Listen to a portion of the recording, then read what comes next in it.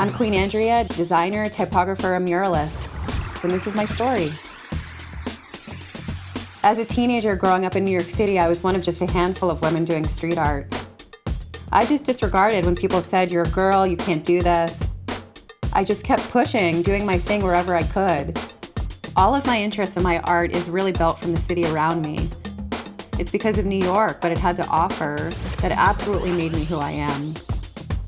When I started out, I was constantly tagging my name, exploring the potential of type as a form of expression.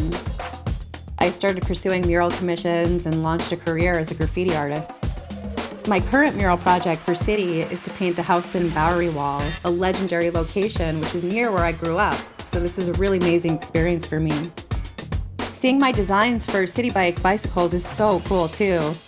They're like roving works of art. For my mural work, I usually sketch everything with colored pencils. Then I move to the computer where I can easily make changes. Then it's time to paint. One place I get materials is Scrapyard on West Broadway. I used to hang out there every day after school. It's beloved among street artists, and it's an important place to me. A lot of factors play into how I design a project: the neighborhood, the audience, the history of the location. Today, graffiti is a worldwide art form, but its acceptance didn't just happen.